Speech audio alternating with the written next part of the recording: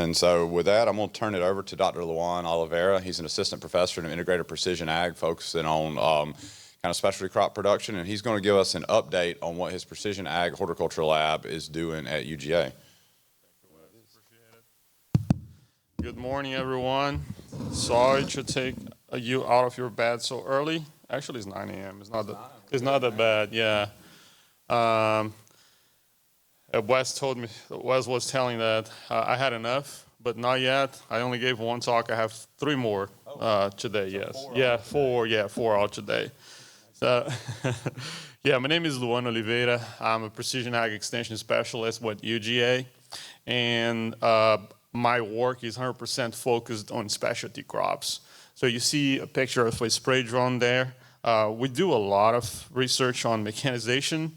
That's transplanting, spraying, and harvesting, artificial intelligence, which is a hot topic right now, crop modeling, predicting yield using drones, using AI to count crops on the ground, a bunch of stuff related to AI.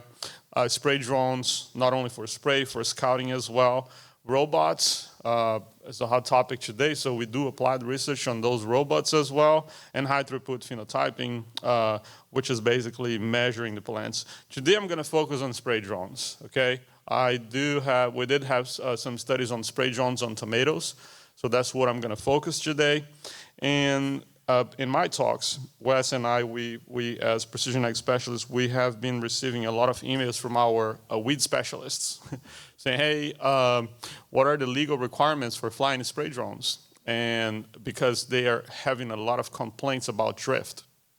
So I always bring this information first that if you're thinking about flying a spray drone or buying one, there's a lot of requirements that you must meet before spraying with those stuff, or hiring people that are doing so as well.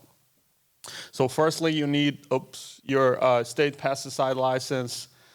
You need an FAA Part 107, and that FAA Part 107 will allow you to only fly drones below 55 pounds. Then after you get a license, you need another one, which is called FAA Part 137, which is a crop duster license. And you need an exemption for flying an aircraft over 55 pounds. And then you also need a waiver for not being there on your drone flying it. So there's a lot of regulations. When it's I would say it's pretty hard to do this by yourself. So if you're planning to do so, hire an attorney, and that there are some attorneys which are specialized on going through the process with you. Another thing is label. So every single product, every single chemical that you're applying has a label, and that label mandates if that product can be applied through an aircraft or not. So in this case here, I just have an example of Miravis top. You see there that on the top of the screen there, you have area application, and it gives you some of the specifications or instructions for you to spray with your drone. I can see it from here. So it says, do not release spray at a height greater than 10 feet. And this is for area application. Like, for example, if you're doing it with a crop duster, there's no way you can do that with an airplane below 10 feet, right? For the drone, it says until a greater application height is necessary for pilot safety. So if the pilot is there, you can go above those 10 feet, but with a drone, make sure you don't go above those 10 feet.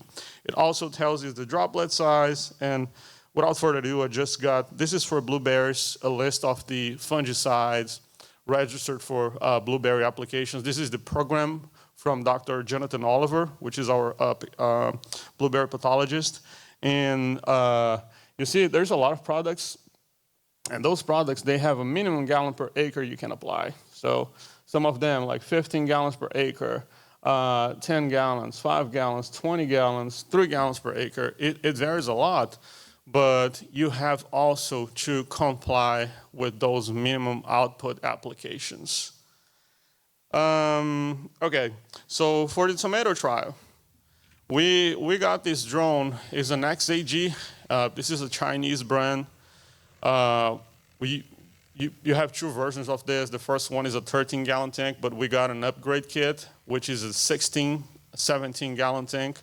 And instead of having nozzles like nozzle tips, it has atomizers. So you can control the droplet size from your controller. As fast that atomizer spins, the smaller is your droplet size. And we got some treatments because look at that.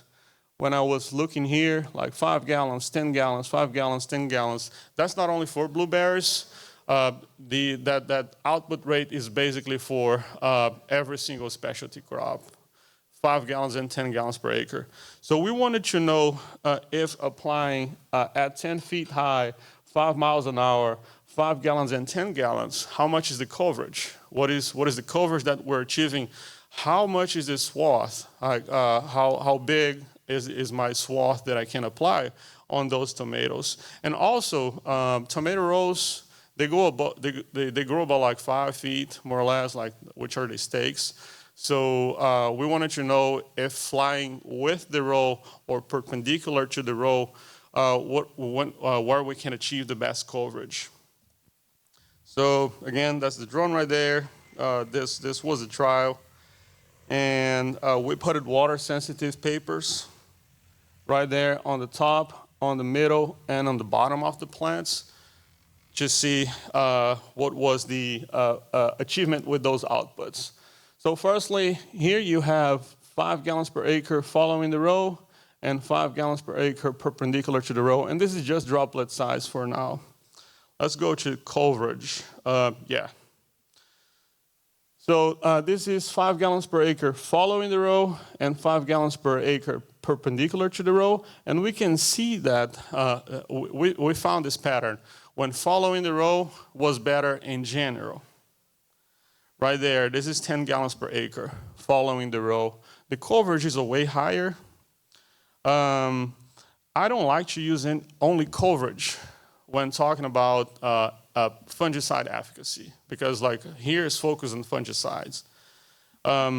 If you think about the research that has been done in the past regarding fungicide, regarding pesticide efficacy, they use the droplets per square centimeter, which is something that the researchers has been done in the past. So these guys, Zhu and Pereira and collaborators, 2011, 2015, they found that from a fine medium droplet size, if it's a contact fungicide or if it's a systemic fungicide, for contact you need at more than 70 droplets per square centimeter to have good efficacy of product. And if it's systemic, between 50 and 70 droplets per square centimeter. So here's the following the row at 10 gallons per acre on the bottom and 5 gallons per acre on the top. The drone was flying right there in the middle, as you see here on my laser. So in between rows 3 and 4. So the coverage was concentrated there. And this is the threshold for those 70 droplets per square centimeter. So what the results are telling me here is that, hey, yes, you can fly the drone following the row, but you only gonna have like really good efficacy of product in those 2 rows that you're flying pretty much over at that time. And here's 5 and 10 gallons per acre, perpendicular to the row. Same thing, same behavior, and here I have the general results. So right there, we got differences, statistical differences here. So following the row got better droplet density than perpendicular to the row. So if you're flying a drone, what I can tell you now is that fly following the row and use 10 gallons per acre. That's gonna lead you to the best coverage in those 2 mid rows right there. No statistical differences there. And then in between 10 gallons and 5 gallons per acre, we got statistical difference as well on coverage and also in droplet density. So 10 gallons per acre. just as a spoiler alert, we got the same results on blueberries. But on blueberries, we did not follow in the middle of the rows. We flew the drone on the top of the plants. And this is top, mid, and bottom. You see there the droplet density higher on the top at 10 gallons per acre, as we just saw here. And this VMD, I just wanted to show you this. This VMD is volume mean diameter. So that means pretty much like the droplet size. The bigger the droplet size, they stay more on the top, and those smaller droplets, they go to the bottom of the plant. And with that, we knew that 5 and 10 gallons following the row were tested before, but we wanted to know about efficacy because we did get some results on coverage on 5 gallons per acre. So we did a trial using the same drone, but versus a boom sprayer on tomatoes. But then we evaluated for diseases and we evaluated the yield as well. So we followed the UGA, the fungicide schedule from Dr. Bhabesh Dutta. We did more or less like 13 applications weekly using the drone. So here are the results. We only got one statistical difference. And that statistical difference told me that the conventional sprayer, the boom sprayer, gave me lower disease at 60 days after transplanting. And then we had a huge disease severity.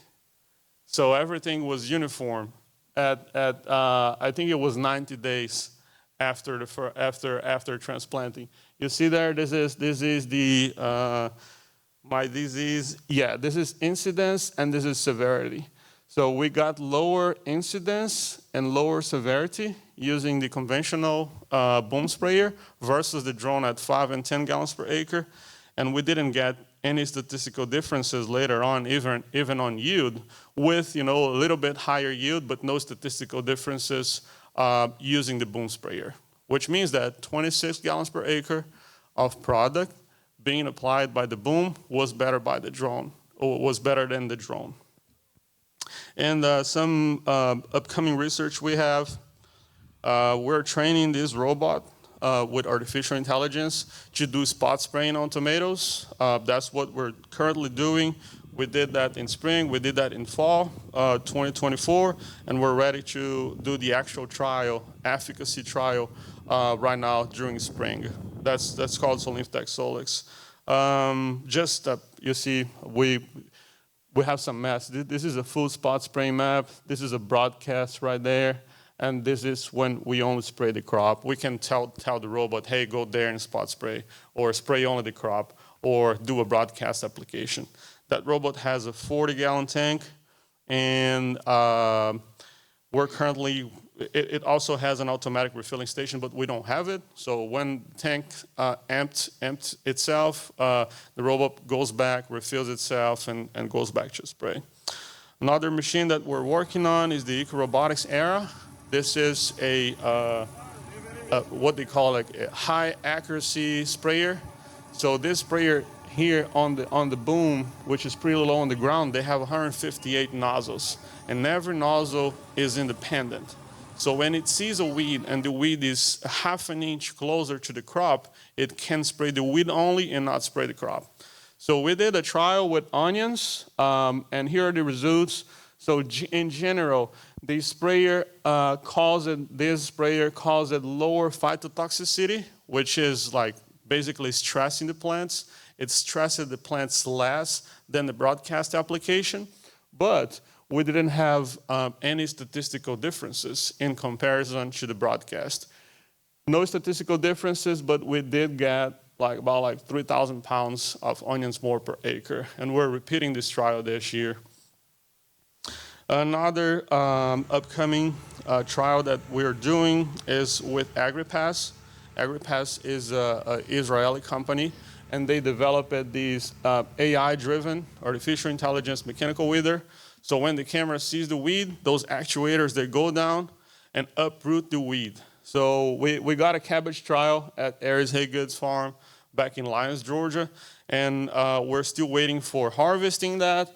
But as a rule of thumb, when we did 4 different treatments, early, a mid, and late, and then an early, a wet treatment as well. So right after a rain event. And we found that as preliminary results, the equipment worked good. It did work. It did the weed control it was supposed to do. And we're just looking forward to collect the results. One more thing. I do have some flyers about this event here. We're going to have this in Tifton, Georgia on May 5th and 6th this year. It's about showing you all those technologies live. And if you're a grower and you're in the room, you scan that QR code or you come by here, I'll give you a flyer as well. You don't pay for registration. It's a 2-day event showcasing all those machines live in the field. So you see how it works. You have a first at a glance feeling on if that thing fit your operations or not. With that said, all that research that I just showed you was sponsored by the Georgia Ag Commission for Vegetables, so the Commodity Commission for Vegetables. So really would like to appreciate them and also appreciate all my team that worked hard to collect those results this year. Thank you so much, guys. So I spread on the plant. On the tomatoes, I spread on the row. So because the spacing is lower, it's only 5 feet. Some growers, they do 6, but this grower that I did the trial was a 5 feet spacing. And with the blueberries, we flew over each blueberry a row. So on the plant, and then the drone goes on the plant and comes back on the plant and does that.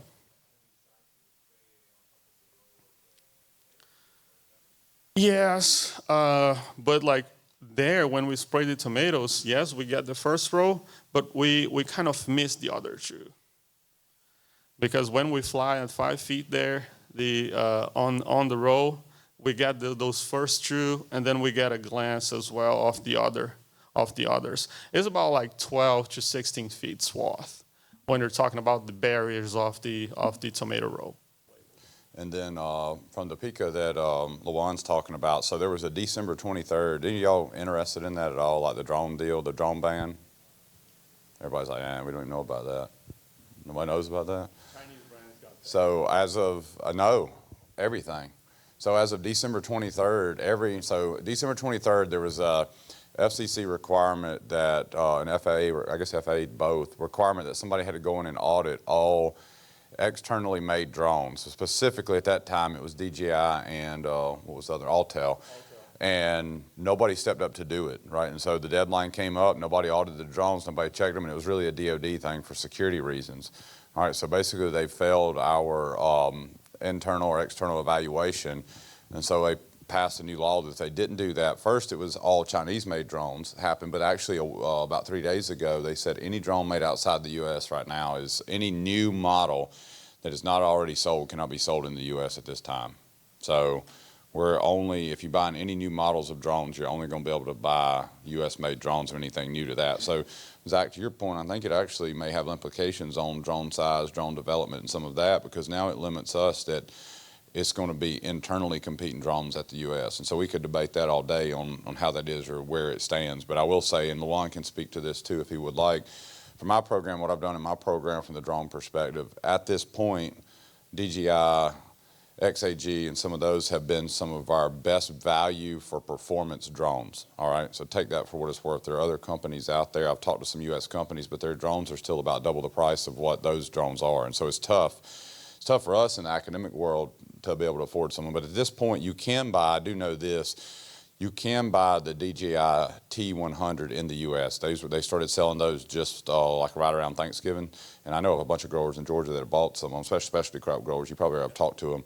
And so you can buy those still. Scouting drones, you can still buy those. But any of the new models like the DJI Matrices 4, I think that was being released, will not make it here now.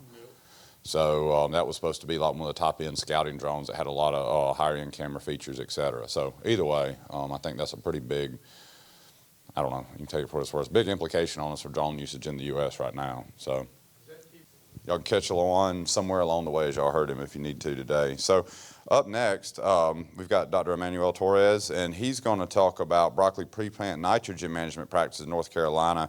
And he's an assistant professor in horticulture science and an extension specialist at NC State. So, Dr. Torres, I will turn it over to you. Thank you so much. Thank you for coming. We're talking broccoli right now. So again, my lab, we work a lot with nutrient management and irrigation management, and lately we have been doing a lot of prototyping for specialty crops, mostly. In this opportunity, we're touching on nitrogen. This is one of my master's students' project. So the idea behind these efforts is that at least for the past, I would say, 15 years, we haven't really updated the recommendations for nitrogen tissue for many of the specialty crops in our labs. So we wanted to double check if with the new cultivars that we have access to, the new techniques that we were using for production, are we on the right range of concentration of nitrogen within the tissue for broccoli. So we wanted to first test that part because, you know, at the end of the day, broccoli, although it doesn't use as much nitrogen, let's say, as tomatoes, it is still considered a crop that does use a high demand of nitrogen, especially with the number of days that you have the crop in the field. We wanted to also go with pre-plant. It's just simpler in the sense of applying it into the field and trying to evaluate the response you're going to get from the crop. So, you know, definitely pre-plant is going to support that early growth and uniformity of the crowns of the broccoli. And one of the issues that we tend to see is, you know, excess pre-plant nitrogen, especially with early planting in North Carolina when it's pretty cold. Farmers still go with the same rates that they will use if they were to grow, let's say, in early April. So, you know, we wanted to integrate planting dates into the mix also. The idea behind all this, again, like I said, is that higher rate doesn't necessarily guarantee a higher yield. So we wanted to double check that part when it comes to broccoli.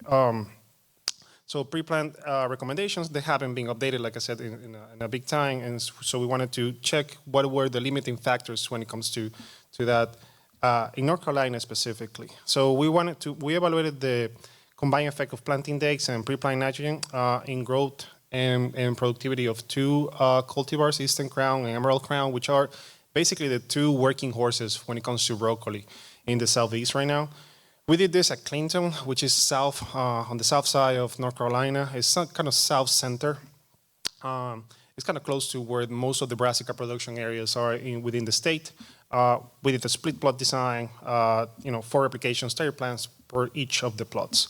Here's a description of what we actually set on the field. So we had late March planting and late April planting. We wanted to go a bit later. And this year, we're going to repeat this, and we're going to go with late February as our earlier planting date. And we wanted to see if, you know, increasing the rate of nitrogen for the treatments was actually going to give us a different response when it comes to the growth of these cultivars. The way we set up this is, in terms of pre-plant, we had a no pre-plant application, which meant 100% fertigation for those broccolis, 20%, which was equivalent to 24 pounds per acre with a base rate of 120 pounds to the acre of nitrogen, 40% and 60%, and both, again, for Eastern Crown and Emerald Crown. How we did this, we set everything ourselves. We didn't buy the plants. We got the seeds. We germinated everything, 300 parts per million of nitrogen for the last 2 weeks before we get the plants into the field for both of the planting days. About 4 weeks before we get the plants out there. What did we measure? We start with plant volume, which basically was a combination of the width and the length of the leaves, and multiply that by the height. So you basically create a half a sphere, if you will, for the volume of the canopy size of the broccoli. We also measure dried biomass, both at 4 and 6 weeks. We took foliar analysis close to the harvest, and we also measured NDVI and normalized difference red edge as two of the indexes that we use for trying to see if we could predict nitrogen in the tissue using those two indexes. It's something that we did in potatoes when I was in Virginia Tech. It worked really well with the red edge index, not so much with the NDVI. So we wanted to double check if we could use the same for broccoli. And of course, at the end of the day, we got, the final yield for the crowns. This is what we consider a commercial broccoli, pretty tight head.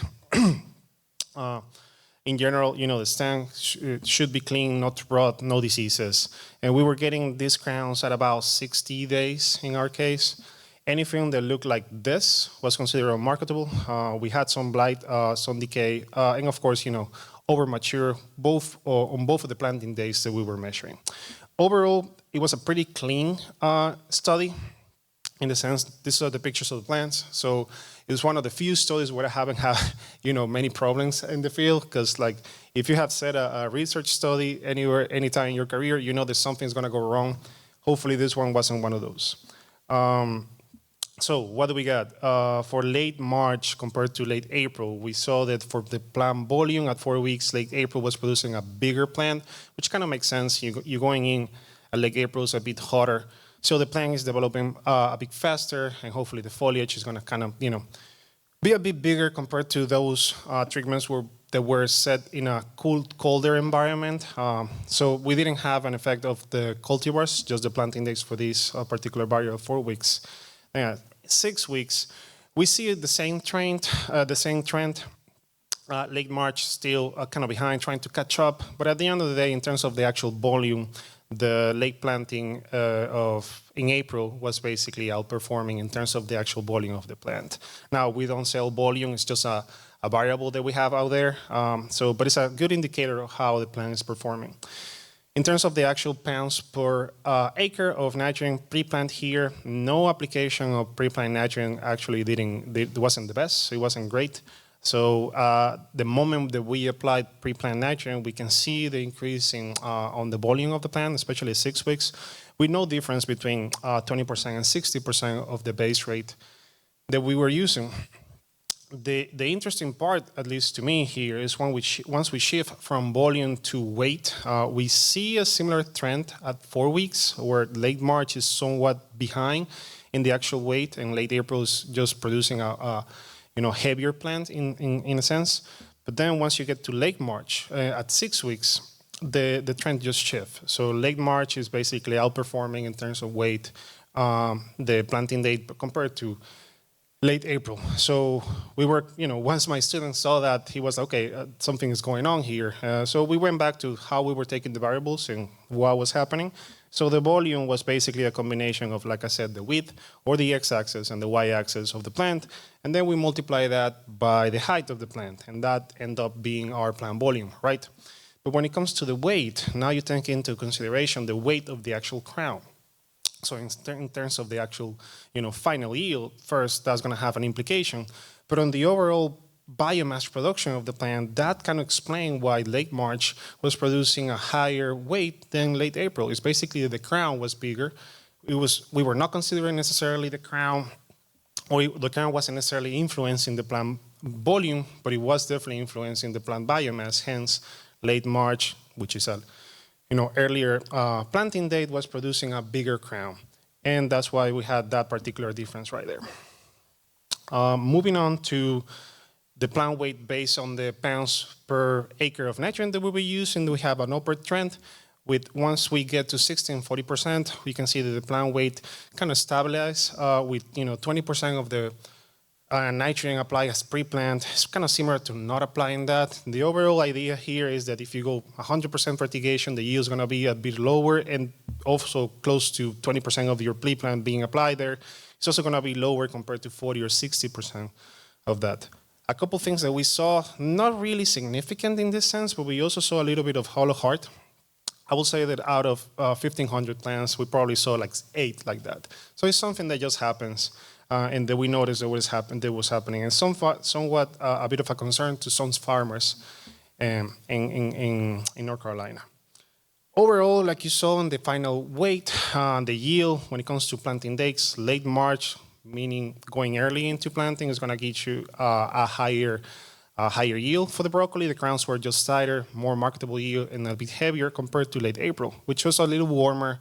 We end up having a bit more of a marketable crowns compared to late March because of the shift in temperatures. The second part that I thought was pretty interesting is when we got to the actual foliar nitrogen content, which it gave us an interaction between the planting date and the actual pounds of nitrogen per acre that we use in pre-plant. So The orange line is late April, being the later planting date. We can see that at the beginning, if you go with fertigation, it's a bit lower in the concentration in the leaf, but as you go higher in the pre-plant, you reach levels of 3.5 or close to 3.5 when it comes with of the percentage of the tissue inside. But then for late March, which is a bit cooler, although it was producing the highest yield, we see that within the tissue, we were reaching levels closer to 3% within the plant, all the way to 60% of for the treatments that we're using 60% pre-plant, we're still reaching about 3% of the nitrogen within the tissue.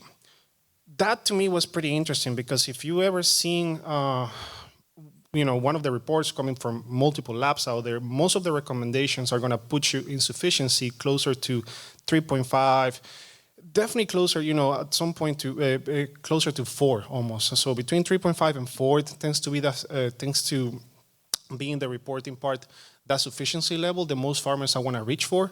But based on our data, at least for the cultivars that we evaluated, there seems to be an interaction with planting date, which to me says that if you were to send your samples to the lab, something interesting to consider is when you actually planted this broccoli in the field, because based on that, maybe the recommendation from the foliar analysis might shift. In any case, in our study, for everything that we saw, we never really reached 4% in the tissue, which also might implicate that for the new cultivars that we're using right now, the use efficiency of nitrogen might be a bit better. Moving to the actual indexes that we were looking for, although, like I said, in potatoes, it kind of worked out. We didn't see a strong correlation between the reflectance that we got from the broccoli, including the crowns and the leaves, to the concentration of nitrogen in the foliage. So to us, at least, unless we do a bit more of masking, taking the crown out of the orthomosaics, it seems like NDVI and NDRE are not necessarily reliable when it comes to predicting nitrogen in tissue. So we still have a little more work to go about with that, but we're moving forward in that sense. So finally, when it comes to the final yield and the response to the pre-plant nitrogen, basically fertigation, going 100% with fertigation might not be the best way to do it. In our case, just as a reference, we were doing weekly applications. So the 120 pounds was basically evenly split for every week that we were growing, and every Friday we would go and apply the fertilizer. We were trying to maintain the irrigation close to field capacity so there was no leachate coming out of the soil profile. And even in those conditions, using the pre-plant was definitely pushing the yield, the final yield, a bit higher compared to fertigation. So what do we have for the first year? Basically, applying pre-plant is the way to go. How much? Probably just to be safe, between 40 and 60% might be a good thing. NDVI and NDRE, not necessarily the best estimators of nitrogen, at least with the conditions and the way that we analyze the orthomosaics to predict nitrogen in tissue. And, definitely something to look for is, or that we're going to keep searching or try to update, is that we will need to try to match the updated recommendations for nitrogen in tissue to what we are looking in research, rather than keep using what the labs are telling our farmers to do. Because that might imply that if you have a farmer that is already at 3% or 3.2, sends the tissue to the lab, and they send back a recommendation to kind of bring that up to 4, and that doesn't necessarily translate to increasing yield, then we're wasting money and we're wasting fertilizer. And that's all I got. I was really shooting for 20 minutes. I don't know if I went too fast or too slow. But if you want to know more about what we're doing, this is the website, the link for our website. We're doing a ton of stuff. In my lab, we're working on mechanical prototypes for staking of tomatoes. We're trying to create systems that can actually stake tomatoes by themselves. There's also a tying system that we're trying to develop, and a harvesting system that slowly but surely is coming up. And so again, all those ideas, all those projects are going to be on that website with another ton of projects that we're doing. So if you want to know more, just check it out. And if you have questions, I'm happy to answer them. Thank you. So So up next, we have Dr. Nathan Boyd from University of Florida, and he's going to talk about some of the smart spray systems for targeted weed control in plasticulture. And I saw a little bit of his presentation. He was loading it up, and he's got some pretty cool stuff in here. So I'm pretty excited about seeing this one too. So Dr. Boyd, I'm going to give you the clicker, and I'm going to get out of your way. Thank you.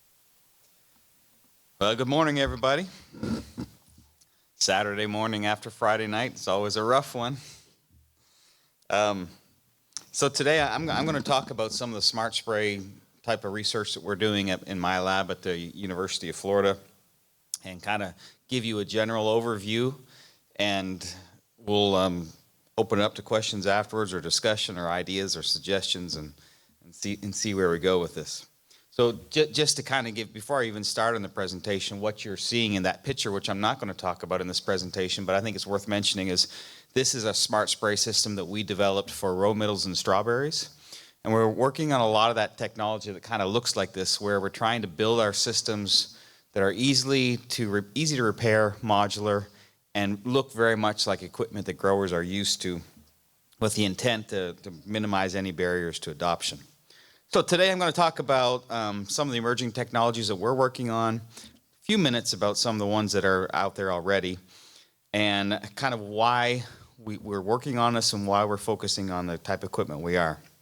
Most people are familiar with a lot of the mechanical weed removal, kind of targeted cultivation equipment that's out there, Stout, and there's a lot of other companies that develop it. Most of this was developed for California, most of it developed, or Arizona, most of it developed originally for salad type crops.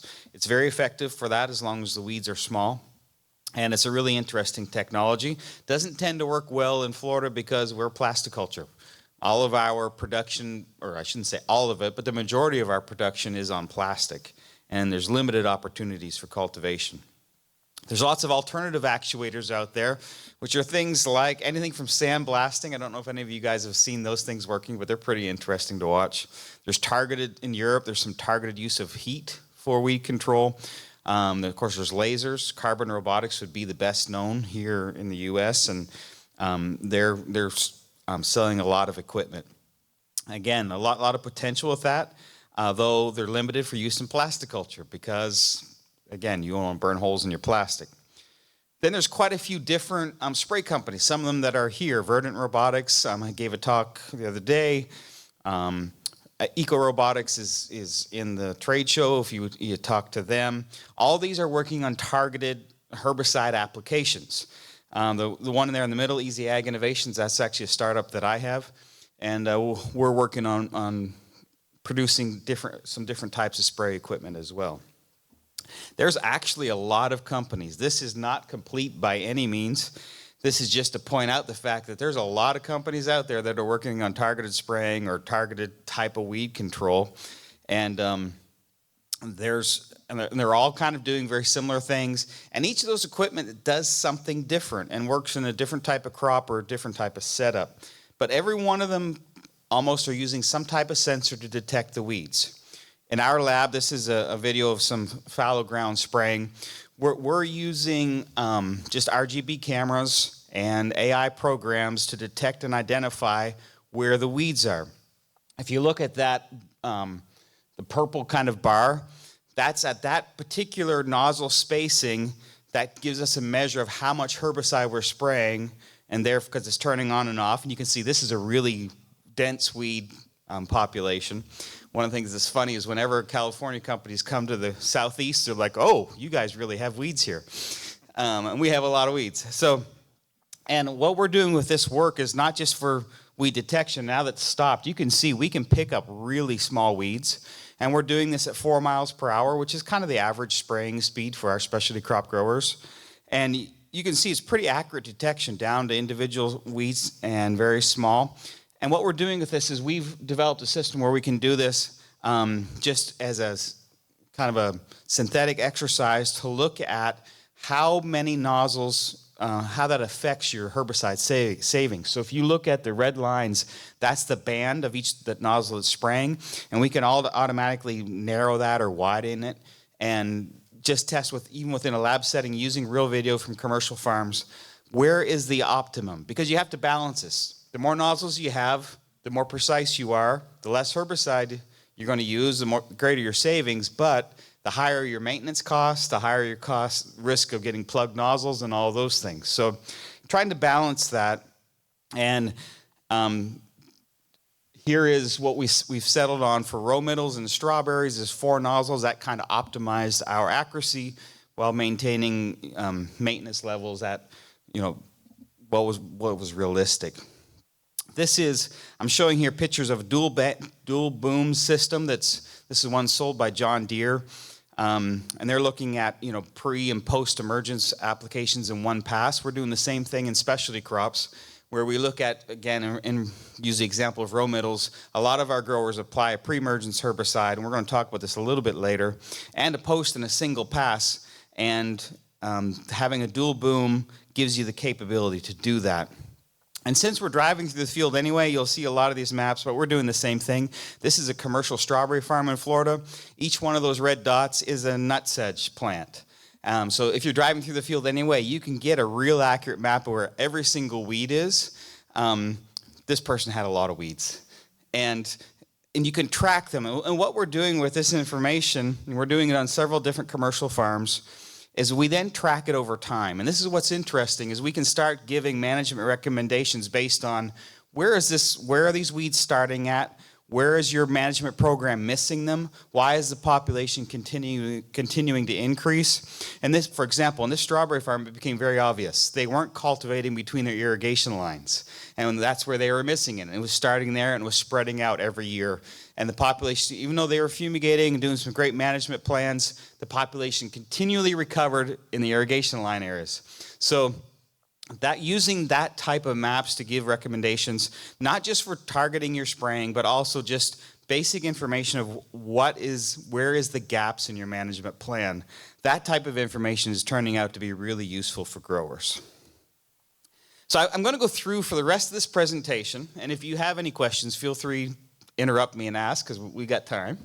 And I'm going to talk about why we're working on this and specific things we're working on and why we think this is the best. I'm going to start off with, why do I think that targeted weed management is the future of weed management? And I'm going to use the example of strawberries in Florida. So strawberries, I work a lot on strawberries. And herbicides are applied, this is a couple years ago, but the numbers have not changed much, on 93% of the planted acreage. So if you look at strawberry production in Florida, we have, the year I did this was about 10,000 acres. We're now up to around 12 to 13,000 acres of strawberries. And we have about 800 acres of organic strawberries. That means we have 800 acres where herbicides aren't applied, and we have about 12,000 where herbicides are. We did some just row middle, that's the area between the raised beds, herbicide applications, and we're looking at pre-emergence and post-emergence applications. If you look at this table, that top row, we applied 320 grams of active ingredient per acre, and then with a targeted, was 241. That means we saved 25% of the herbicide in that particular trial. Now we have anywhere from 20 to 80% savings in herbicide, depending on how many weeds are in the field. So we wanted to let's just take 25%, which is real low in terms of herbicide savings that we typically see, and let's do the math. So if you look at, here we go. If you look at 10,000 acres, 320 grams of active ingredient per acre, real simple math, that means 3.2 million grams of herbicide are going out. If you can reduce that by 25%, you're right around 2.4 million grams of active ingredient per acre. That's equivalent to a difference of 790,000 grams of active ingredient. Again, this is just very simple math. Just to point out, that's equivalent to 2,469 acres of the organic, not applying any herbicide. The point is this: if you really want to make a difference in the amount of herbicide going out and being applied within a particular crop, targeted spraying is a much more effective way to do it than any other approach, because you can do it without minimizing or without reducing your overall weed control. The other thing that we have really emphasized in our production system, I'm just going to give you one example, is we really want to develop spray systems that can be integrated into existing integrated weed management programs. So we don't want to require the grower to have to change everything. We want to be able to say, okay, this is what they're doing now. How can we fit into what they're doing? And I'm going to give you an example. We did a 2-year project on weed management in tomatoes. And I'm just going to go through and kind of show you what we did. So first of all, typically in Florida, this is showing you the bed press. You can see the nozzles where the red circles are. Typically, Florida tomato growers would apply their herbicide when they're pressing the bed. The problem with this is, here's your typical layout for tomato production. This yellow bar, that's where you apply all the herbicide. But you'd only need the herbicide where the holes are. You don't need it across the entire bed top because you're only going to get weeds, with the exception of nutsedge, where the actual transplant hole is. And what you're trying to control is this. You're trying to control a weed that's coming in that plant hole. Here's the problem. You've got a really small hole. Every weed's within an inch probably of that plant. A lot of competition. You need to control it, but it's hard to target. So we're going to, in this particular example of tomatoes, I'm talking about pre-emergence herbicides. Can we apply them only where the hole is? But I do want to point out we've done a lot of targeted spraying. This is in strawberries. This is Carolina geranium, our worst weed in strawberry fields in Florida. And what we do is being able to target that weed, because we do have some herbicides that you can apply in strawberries, Stinger, which is clopyralid, and being able to target that weed even though it's growing with a strawberry plant. So we're doing a lot of that type of targeted spraying, and it's been very effective, but that's a post-emergence herbicide, so it's something that's applied when the crop's already there. Here's what we're doing in the tomato field. Can we put the herbicide in the hole? And this is some examples of some of our early trials, and we did it both. We found herbicides that we could apply before the transplant's in or after you've already transplanted. And if you look at what we found is the blue bars, that's the amount of herbicide, grams of active ingredient per hectare, and the orange bars are the money that you've saved. So the pre-herbicide, that what you put just planting in the hole, we could reduce herbicide use by 76% and the cost by 78%. So that's the first step. We're thinking, okay, they're applying pre-emergence herbicide on the bed. How can we use a targeted technology to make this more effective and reduce the overall herbicide use? That was the first thing. The second thing is nutsedge is a common weed. Tomatoes, you can use Sandia. So the next thing is, okay, rather than broadcasting for Sandia application, can we spray it on the bed only where it's needed, which is actually quite easy to do. And you can see that in that picture, the wet area is where that herbicide was applied. And that, we did one application per season, and we dropped the herbicide use by 96% and the cost by 96%. So again, that's two types of applications. The third one is the row middle, which is the area between the beds. You can see kind of the wet areas where the herbicide was applied. And the idea again is, okay, can we maintain all of these? The goal is we don't want any drop in weed control. It's got to be just as good. We've got to maintain that level of weed control, but can we do it with fewer herbicides? And with the row middles, just only post-emergence applications, we dropped herbicide use by 66%. Overall, if you look at all the applications, we applied herbicide 6 times. This was in a really weedy field. And what we found is overall herbicide use was dropped by 74% and the cost by 77%. So the message here is we didn't change anything for the grower in terms of production. What we did is we took different technologies that could fit into what they're already doing, and overall we could reduce the overall herbicide use in a weedy situation by 77%. So that was great news for us. We were really happy with that. And that's all the in-crop. Now, if you're going to maintain weed control, you've also got to look at the fallow field. So I'm going to show you a couple of examples of weed control during the fallow program. So this first bar, and let's take a minute to look at this. This is the weed density, so weeds per meter squared. And then in the bottom, the treatment. So on your left, that's the non-treated if you don't do anything. The second bar is glyphosate applied as a broadcast. And then the third bar is glyphosate applied as a targeted. And you'll notice there's control with those two is the same. And then the fourth and fifth bar, that is flumioxazin or Chateau, or comes as different names.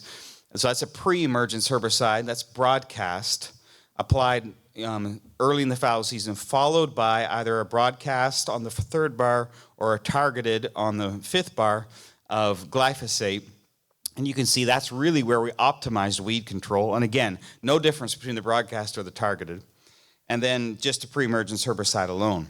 The message from this block is you can really maintain weed control with a targeted system. It's just as effective as a broadcast system in the fallow field. And this graph is really interesting because the orange bar is the amount of herbicide, or sorry, the blue herbicide is the amount of active ingredient in herbicide.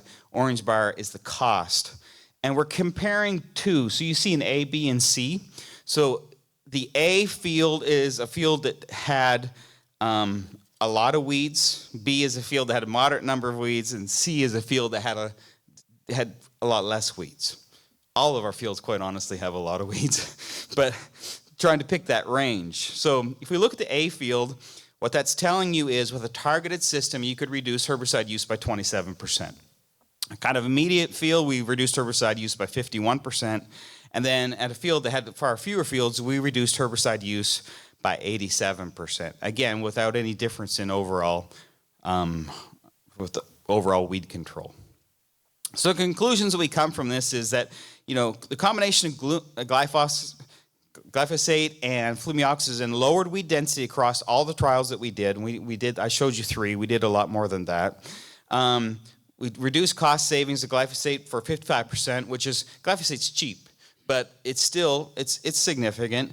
Cost savings of the combination of pre-emergence and post-emergence, we reduced it by 45%.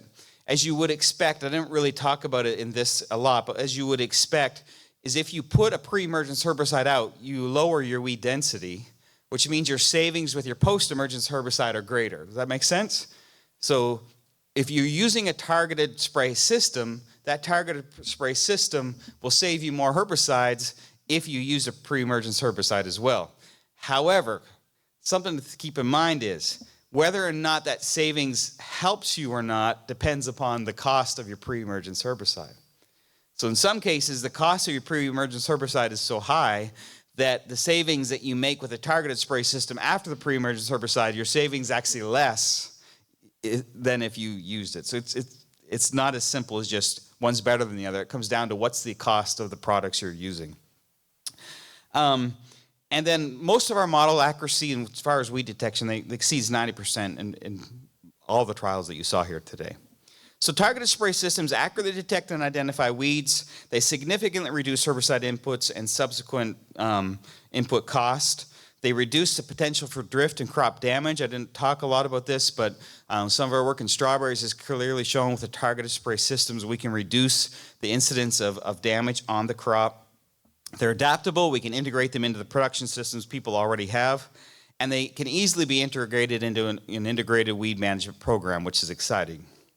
There are some things to consider, though, and most talks where you hear people, especially companies, and I can say this because I have a company, where you're talking about, what are the benefits of these targeted spray systems? The first thing they'll say is, we reduce herbicide use, and that's true, but there's some things to think about. Number one, some products need to have a label change before you can actually do that, right? So you need to think about that. The other thing is, what do you think agrochemical companies are going to do if everybody starts using less herbicide?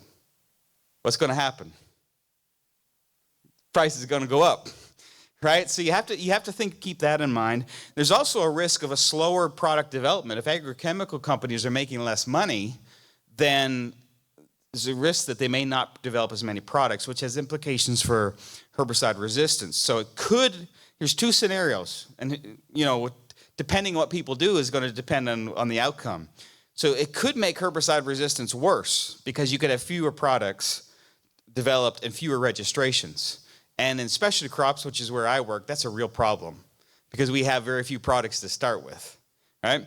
On the other hand, though, the use of targeted spray systems, a lot of organic products, as an example, are not cost effective because they're too expensive when you broadcast them. But on a targeted spray approach, all of a sudden they become cost effective because you're not using as much.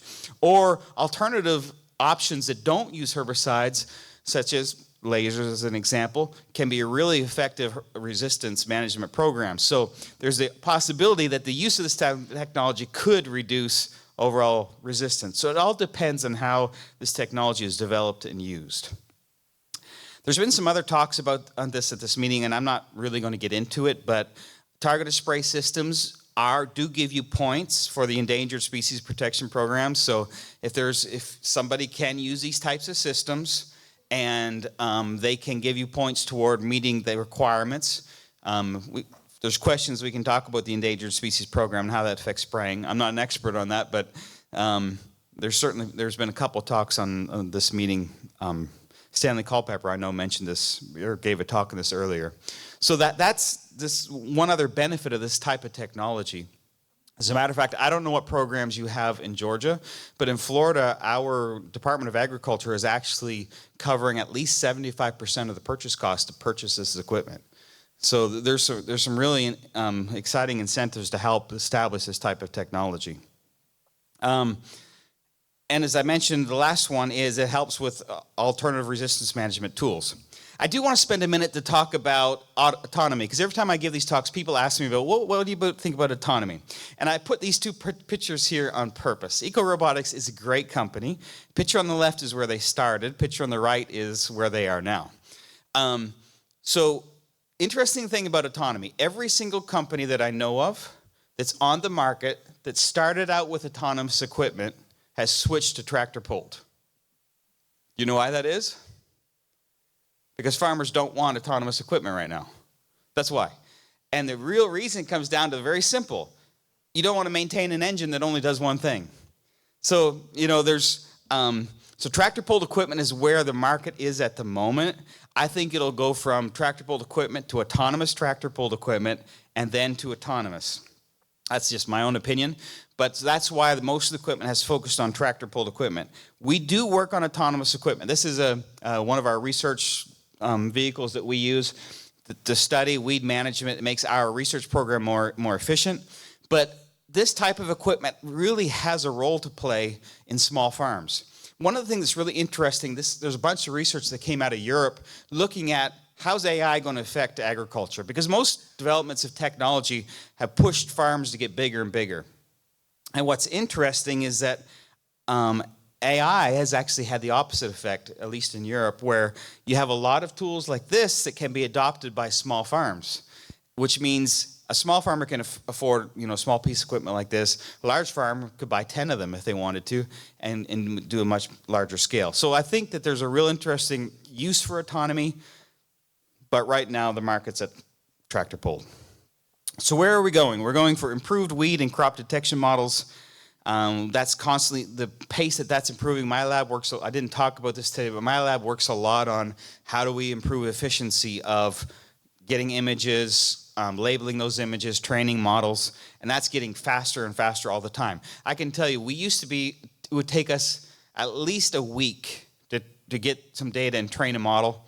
We can do it in 24 hours. That's the difference, the speed. So the ability to train models to detect things is happening much faster. And a lot of that has to do with point two, a lot more open access image databases that's making that faster, and a lot of improved interfaces that try to make this equipment easier to use, improved actuators, and that's whatever it is to control the weed, and more development of integrated systems. So I want to end this talk with a quick mention of the Center for Applied Artificial Intelligence in Agriculture. This is an initiative that's I'm leading at the moment. This has been a lot of fun. The state legislator in Florida gave us $30 million to build this facility, and we're also hiring a lot of positions. And this facility is going to focus on two things: automation and specialty crops. I'm not sure why this keeps playing itself, by the way, but whatever. So automation and specialty crops and improved efficiency of inputs in specialty crops. It's going to focus on those two things predominantly. So we're starting to build this. We've been developing this facility now for a couple of years. We're starting to build this month.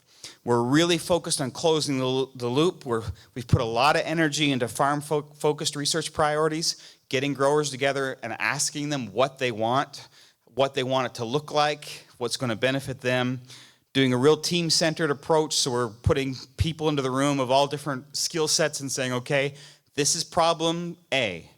So I'll give you an example. One of the number one top priorities is strawberry growers in Florida. They want mechanical transplants for bare root transplants. We don't have anything that can do that. So we bring everybody into the room that has some skill set that could apply and say, all right, we're staying in this room until we figure out how we can make this work. And then we're going to go out, we're going to collaborate with stakeholders, and we're going to work with them to make sure that the technology that we get can be adopted by the growers. Outcomes of this is we want a world-class innovation hub for agricultural advancement. We're going to have advanced infrastructure. We're going to really work with industry and promote economic growth, not just us working in the lab, trying to complete that pipeline from concept to commercialization, to do the complete loop, and to really measure increases in productivity and profitability. We're trying to do this because we want to support our specialty crop growers. And along with that, kind of being developed at the same time is a demonstration site where this equipment can be demonstrated. And we know that there's similar facilities being developed here in Georgia, and we believe that we need to work together as one team because, as you all know, specialty crop production in the Southeast is not like it is on the West Coast. So we need to develop equipment that fits this region. So I'm excited. I know I've covered a lot today, but I'm excited about what the future holds, and happy to give this talk today. So if I have time.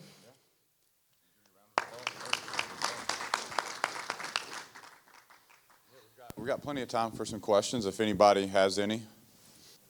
So the question was, if you're interested in using AI for weed control specifically, what's a good place to start? So are you asking me in terms of what company, or are you asking how to develop something yourself? Yeah. It's difficult to develop this technology yourself because it's advancing so fast. And I can't really recommend a company because each company has different strong points, and I don't know what your production system is. What I would say is Luan has had up here an advertisement for a meeting, it's probably still some on the table, where they're actually going to be demonstrating equipment.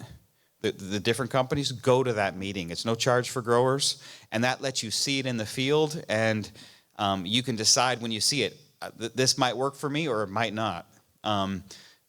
It's great to come and hear us talk, but it's better to go see the equipment actually working. So I'd really recommend going to that meeting. It's a great chance to see this stuff in operation.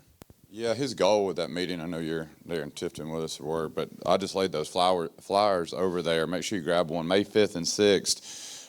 Is that there's going to be some talks like this, but we're going to utilize some of the farms right around RDC to demonstrate some of the equipment and show what some of the companies have. I don't have an extensive list right now of what he's doing, but I'm on a planning committee with him, and we've got to sit down and kind of finalize some of that stuff. So yeah, if any of y'all in the local region are interested, make sure you grab one of those flyers that I just laid over there, those little hard cards. Thank you for mentioning that again.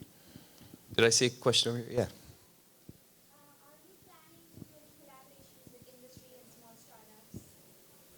So it's in terms of the Center for Applied Artificial Intelligence, absolutely. We want to bring in every industry that we think has a fit. Of course, we're focused primarily on Florida agriculture, but we want to benefit all of the Southeast. And so we want to work with every company we think has potential. This is more than just a research site. It's also intended to be extension and training site. So we will evaluate equipment, demonstrate equipment, and we also are working to how can we haven't defined this part yet. We're still developing it. This is actually what I'm working on right now. We spent a lot of time. This is really weird. I'm a weed scientist, and I've spent the last 3 months in offices talking to investment firms. I'm not sure how I got here. But anyway, so we're spending a lot of time trying to develop an ecosystem that would support startups. Yeah.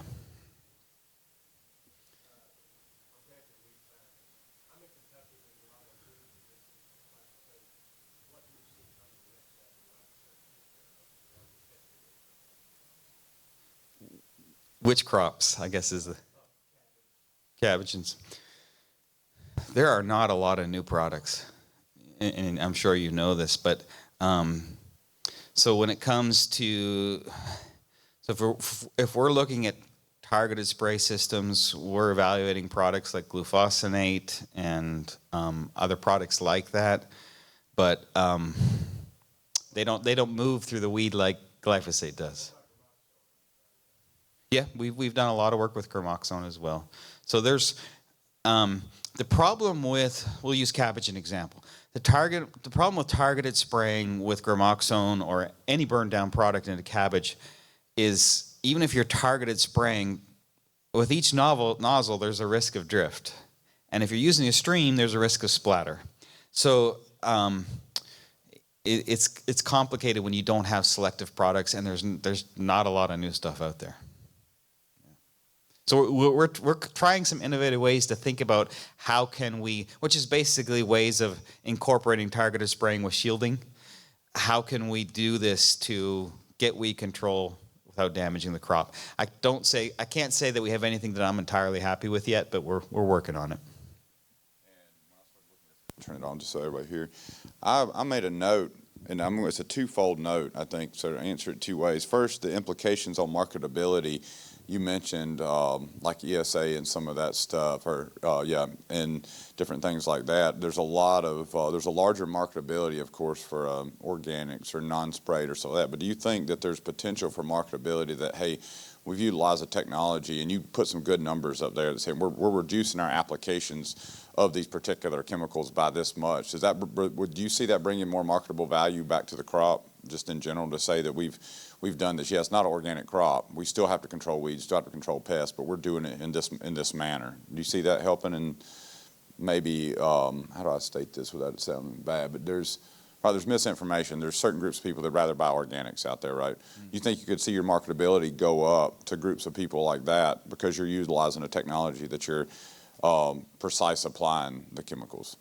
So let me answer this way. There's some discussion among some of our economic group of, is there a way to market this where we can, because we've done some preliminary studies to show that, I didn't talk about it all today, but we're doing a lot of targeted spraying with fungicides as well. And we've got some preliminary data to show there is reduced residues on food with targeted spraying. So is there a way to market it? You have to be careful because you don't want to put the message out there that pesticides are bad, because they're such a valuable tool for growers. So it's kind of a fine line to walk. Can we market this as a way, in some way, to bring that out? I know that's a sticky question. It is. It's a weird way to ask that. Well, let me do the second part of that question. I'm going to ask, what are the implications on marketability? But you hit on this. Have you seen, and I got to make sure I state it right, from the damage and quality perspective now, that in a lot of the things you're doing, since you're selecting target, I would think, and maybe I'm wrong, but I would think that you would see quality go up, damage go down in certain instances, because we're not broadcast spraying anymore. We're selecting weeds and some of them at the pre-plant or some of the other things. Have you noticed that in some of your work, that now we don't have as many throwaways, we don't have as many that we can't, fresh shelf sell or something like that? There's definitely a decrease in damage, and even if it doesn't show up in quality, what we're seeing in some cases, you're just not stressing the crop as much, so you're getting an improved size or yield. So there's a lot of benefits that way. Some of the work in strawberries, you don't really see any impact on the fruit itself because you're spraying when there's no fruit there. But your clopyralid, for example, it does crinkle up the strawberries a little bit. And I've done, I don't know, at least a dozen studies to show it has zero effect on yield, but has a really high effect on grower nerve. Yeah, okay. It scares them to death to use this stuff. But when we can go out and say, okay, crinkling doesn't affect your yield. I know that. They don't believe me no matter how many times I tell them. Yep. So, but when I can go out and say, okay, well, if we apply it, we only cause that crinkling in 10% of your entire field. Versus, All of a sudden, there's a greater willingness to adopt it. Yeah, and then you're adopting something that's going to help you with weed control or help you with other issues, where you wouldn't have before. Makes sense. Yeah. Yeah, good. Any other questions for Nathan? All right. All right. Well, I appreciate everyone coming into Thanks, the everyone. session. Yep, I'll give you one more round of applause.